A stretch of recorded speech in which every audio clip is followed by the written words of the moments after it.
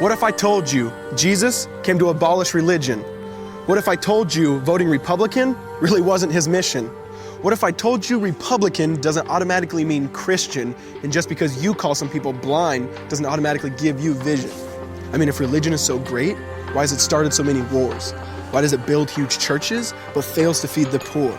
Tell single moms God doesn't love them if they've ever had a divorce, but in the Old Testament, God actually calls religious people whores. Religion might preach grace, but another thing they practice. Tend to ridicule God's people. They did it to John the Baptist. They can't fix their problems, and so they just mask it, not realizing religion's like spraying perfume on a casket. See, the problem with religion is it never gets to the core.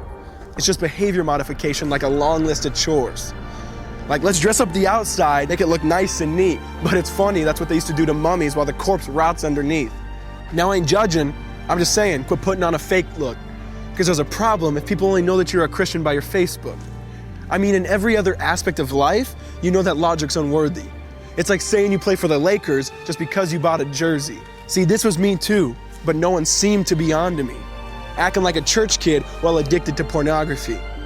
See, on Sunday I'd go to church, but Saturday getting faded, acting if I was simply created to just have sex and get wasted. See, I spent my whole life building this facade of neatness, but now that I know Jesus, I boast in my weakness. Because if grace is water, then the church should be an ocean. It's not a museum for good people, it's a hospital for the broken. Which means I don't have to hide my failure, I don't have to hide my sin. Because it doesn't depend on me, it depends on Him. See, because when I was God's enemy, and certainly not a fan, He looked down and said, I want that man. Which is why Jesus hated religion, and for it He called them fools. Don't you see so much better than just following some rules? Now let me clarify. I love the church, I love the Bible, and yes, I believe in sin. But if Jesus came to your church, would they actually let Him in? See, remember He was called a glutton and a drunkard by religious men. But the Son of God never supports self-righteousness, not now, not then. Now back to the point, one thing is vital to mention. How Jesus and religion are on opposite spectrums. See, one's the work of God, but one's a man-made invention. See, one is the cure, but the other's the infection. See, because religion says do, Jesus says done. Religion says slave, Jesus says son. Religion puts you in bondage, while Jesus sets you free. Religion makes you blind, but Jesus makes you see. And that's why religion and Jesus are two different clans. Religion is man searching for God. Christianity is God searching for man.